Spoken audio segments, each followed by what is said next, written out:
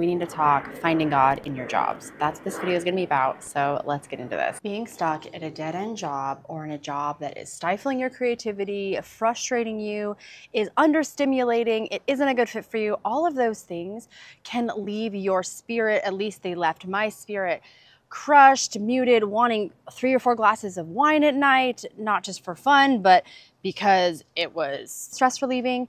But I have actually found the meaning has come from unconventional spaces that have actually helped my relationship with God flourish, being intentional in a space that I was really uncomfortable with. So in this video, I'm going to share with you how I've been able to find meaning in jobs or roles that I've had that were less than ideal, that were frustrating, so that the experience wasn't as painful. I don't want to live to work. I used to. I sometimes still have a funny relationship with work, where work for a lot of my life was my parent. I loved going to work. It made me feel a sense of security, self-esteem. It made me feel like I was valuable because I could contribute or I could earn money, and I felt secure with that. And it left me feeling so drained and not present to actually what God had for me. So I don't know what your situation is.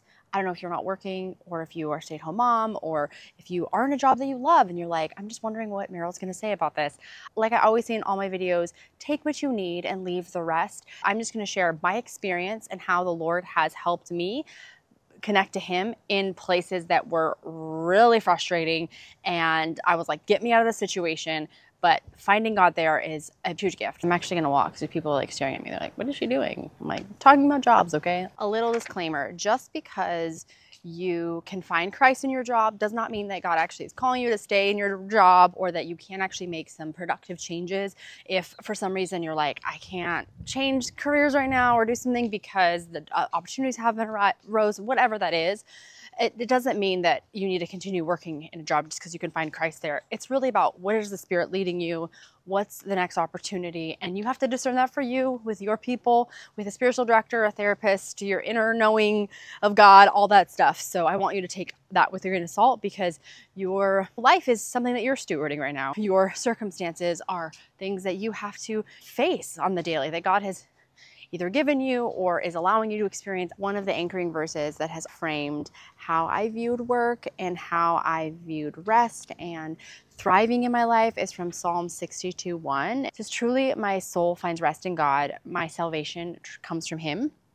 Whenever I felt so much pressure or controlled by work, I remembered that I actually have my refuge in God, that rest and security and thriving in life comes from Him, not comes from my roles, not comes from what I'm doing or what's taking up my time. While time's important and it's a huge asset, I trust that God owns all of it, all of my time, all of my efforts. And so when it comes to deciding how do I respond and show up at work, even if I am frustrated or I don't know what to do with this, I remember that the Lord is really one that I draw life from, not my work. I don't live to work. I work to respond to God and to steward my life. Putting work in its proper place has been huge. Work can be such a gift. It is a gift. I don't think God redeemed us from work. Like we need to try to get out of work and live off of passive income. That's fine if that's what you do, but work, and doesn't have to be even what you make money at. It could be taking care of kids. It could be taking care of your parents. Work looks differently for everybody, but it can be a gift. And even in unpleasant, non-ideal circumstances, we can find those gifts. At least I've been able to find those gifts, and so I hope that you can too. And the first thing that I want to frame this kind of conversation with is from 1 Corinthians and 10:31. It says, so whatever you eat or drink or whatever you do, you should do for the glory of the Lord. Everything you do can be a response to God. It can be a way to glorify Him. When we have that meaning in our work, that mission in our work, no matter what the job is, it can make it sit a whole lot differently in our hearts.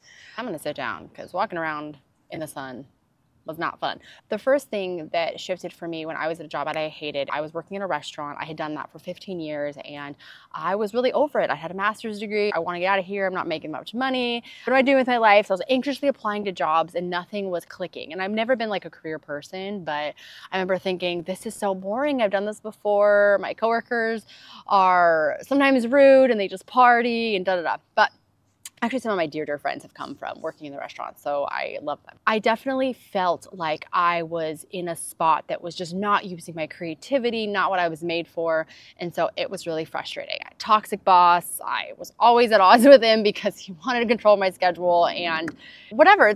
You're dealing with personalities in your work. I've probably had over like 28 jobs in my life, probably more than that, and so work has been a huge factor in my spiritual walk. So the first thing that I really shifted to feel more at peace in my not yet job or my not yet favorite role was to my identity with my work, that I was not made to work, that it was not who I am, that I could invest in other things that really matter to me outside of my work environment. So I wanted to be creative. I wanted to be relational and help people grow and thrive. And so having a job that I couldn't be creative in, that was very the same robotic motions, it still wasn't fulfilling. I think humans are made to grow. We want to flow. God created us and he put us in the garden to work. He put Adam and Eve in the garden. I think by an extension, we also want meaning in our work. Realizing that my identity was not who I am. Oftentimes you go to job interviews, right? Tell me about yourself. And we're like, this is what I've done, because that is helping them connect. Are you the right candidate for this job? But really, who am I outside of work? That was the journey that I had to go on and realize that who I was not necessarily a reflection on my work. And so therefore I could feel peace as me. I can get self-esteem and I could fulfill that desire to have meaningful work outside of where I was getting my paycheck. The second thing, which I think is probably the most powerful one, is to look at what was God doing in that workplace, not only outside of me, but also inside of me. How am I finding union with God? How am I developing intimacy with God in this circumstance, whether that's I'm taking care of kids, and finding the Lord at work there in your heart, in the real elements of your life, is actually where we grow. That is where we spiritually nurture our lives, because it's in those faithful little moments, the present moments of what is God doing versus how can I get out of here. Now that question is fine, and I'll talk about that a little later, but being able to stay present to what God is doing is absolutely essential to do what we saw Jesus doing in the Gospels, which is I only do what I see the Father doing. So Lord, what are you doing here in this workplace? It might be totally frustrating, but how are you growing me? How are you teaching me to use my voice, developing persistence, character in me? Or who are you loving around me that I can cooperate with you and pay attention to? All those questions now make your work an adventure. It made it for me more exciting and more engaging because I was looking for God. He's the one that I love and I want to give all of my life to. I can do that at work no matter where I am and what I'm doing. So Brother Lawrence wrote the book Practicing the Presence of God. And he talks about how he wanted a higher position as a monk, and they ended up putting him, I think, on kitchen duty, and he found actually that doing dishes, he was able to practice the presence of God and be there, even if it wasn't like a good, cool position. He was able to be present to God in that place. So no matter what you're doing, we can find God there. And that leads me to the third one, similar to this one, but it's a way of being, actually, is contemplating. Now, contemplation would need a whole other video because there's so many elements to it. Some people hear contemplation, they think Eastern, but no. Ultimately, a very reduced, simple definition of contemplation is beholding what is real. So being still and knowing that I'm God. This was Psalm 46:2, I believe. No, 46:10, 46:2. Being still, paying attention to reality. What is real at this moment? What's real in me? What's real in my job? When we're connected to real life experiences, then we can experience joy and all the emotions and all of the life that is offered, not only inside of us, but in what we're doing outside. So not checking out or wishing and fantasizing we were somewhere else, but actually being present to what is. Contemplation actually gives us a lot of peace, because when you're stressed that you're not having something else, it creates a huge conflict, comparison, it creates judgment, it creates anxiety and frustration in your body. And I don't want to feel that way. So being present to what's real and learning contemplation has helped me so much in circumstances where I'm like, yep, this is what it is. I'm facing reality. I don't like it. I don't have to love it. So then I can actually help maybe solve problems. I can be part of the solution versus checking out and repressing whatever's going on, and then I end up feeling worse or frustrated, or I create more problems.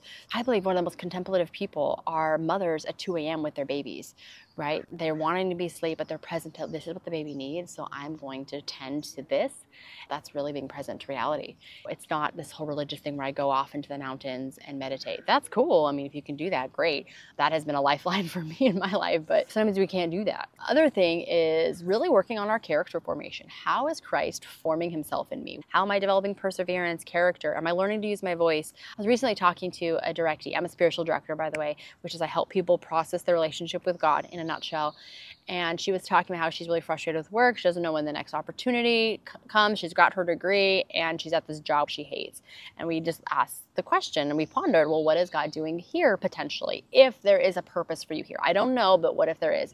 And she said, you know what? I think God is actually teaching me how to use my voice, to find my identity in what I'm doing as a means of serving him and showing up as me, but I tend to shy away. So it was a really beautiful moment of switching this view of like, I'm in this season, not because I'm being punished or I'm not good enough or because I just don't deserve something, but because God is actually doing something in her that this season needs, that if she had a job where she was super thriving, she wouldn't have the care to be able to tend to this need that she has to grow her voice that God might use in the future. So we never know what God is doing in those times, but it's important to go, what is God doing in me? And it's not God's punishing me because I'm in this job. No, that's an unhelpful view, but saying, what is God doing in me so that I can cooperate and use this time the most?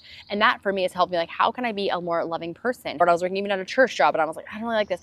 How can I learn skills that potentially could help me in my next position? Or how can I navigate this conversation in conflict? How can I confront? All those skills can be learned in a role or in a job. So focusing on what you can control and how you're growing, it can be really helpful when you feel out of control and you're not able to maybe make a decision to change. Another one is who's around me in my community, in this work environment that I can love, that God is actually showing me love so that I can show them love and listen to their stories, walk with them, ask them how they're doing, invest in relationships.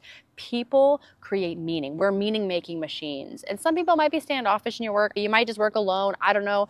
You obviously, again, take what you need from this and leave the rest. But who is in your world that you could potentially impact, love, pray for? That gives me so much meaning because I am a relationship builder. And so being in a job that I couldn't build as many relationships with, or being in a more maybe secluded job where I was working by myself on projects, it was really draining. So you have to find the things that are life-giving for you in those roles. And I most of the time we can find those things, even if they're like far and few between. I know Viktor Frankl in his book, Man's Search for Meaning, when he was in the Auschwitz concentration camps, one of the things he said is when people lost their meaning of to live or something outside of themselves, that they would wither away and die. And he could almost predict when they would die, like physically, because they let their spirit die. And he said the ultimate freedom that no one can take away is our ability to choose how we respond or how we feel about a certain situation. Obviously, feelings, you can't really control them, but you can control your perspective. You can look at a sunset and say, wow, God made that, and isn't that beautiful? Or you can look at that sunset and be like, oh gosh, I didn't get enough work done today. You can have two different responses to a sunset, or how you see it and how you open up to it and how you let God minister to you in that space is something that we can control, and that no human can take that away. No job can take that away from us. It's important to reflect. Like if you're in a job that you really hate, to start reflecting, okay, why do I hate this job? What is not good about it? All of this comes from our story, from our past stories, our narrative, our attachment styles, how our parents raised us to work, their relationship with work. I learned work and how not to work from watching my mom, from watching people around me growing up. We learn how we relate to others by our earliest caregivers. Work is a relational experience, whether you're doing it, again, for money or not. A couple things, if you are stressed out, these are the things that have helped me, is I would journal when I was stressed about something at a job or something, someone said something I didn't like. If there was some type of dysfunction, I would write it down, because when I'm in the moment feeling it, I don't want to make decisions to quit a job because of how I feel, or I don't want to make a decision, again, based on emotions versus thinking it through and trusting where this is what God is doing and then how I'm actually best fit. Timing was everything. There was a time where I was like, I really should quit my job, but I was like, no, I didn't. And then my husband ended up getting laid off, so it was like, really good that I didn't quit my job. We have to listen to all those things. And I pray no matter what happens that God will walk you through whatever season that you're in. But I know for me, journaling and tracking your stress responses is a good idea to do that. When are you stressed out?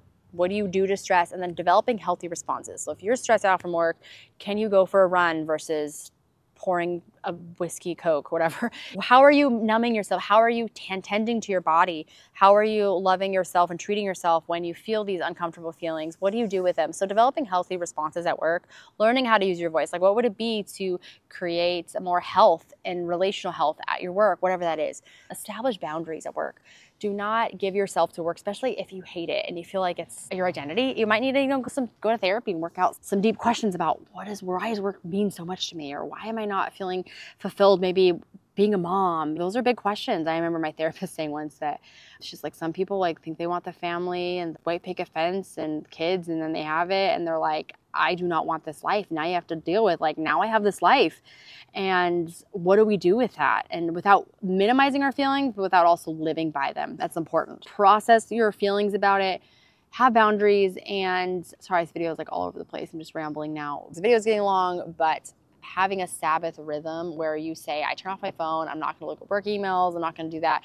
Having boundaries is huge. Like when my restaurant would call me, hey, can you pick up this shift? I'd be like, no, sorry, even though I felt some guilt, but I knew it was good for my soul to say no, because I needed to do things that refreshed me, that helped preserve my energy. Being an introvert too in a very extroverted job was hard, but learning to preserve my energy and having a Sabbath or a time to go and recharge was so helpful to be able to then navigate with clarity and presence. I can be more present. I think remembering that I'm working for God and with God, not just for God, but with Him. The reason why I was inspired by this video is because I got so many comments on this last video here about me leaving my job and people being so frustrated with it. And I just thought, how can we have the conversation that even if God isn't giving you the opportunity to leave a job, or that's not an option right now, how do you stay present to the Lord's work in your life in this job? I pray that you only take what you need from this video. Let me know down below how you have found the Lord in your work, whether that's paid or unpaid. Would love to hear how this is resonating. And don't forget to check out the other video I have on why I quit my job and some of the discernment in that. And let me know also if there's other videos you want me to make on this topic. All right, we'll see you in the next video.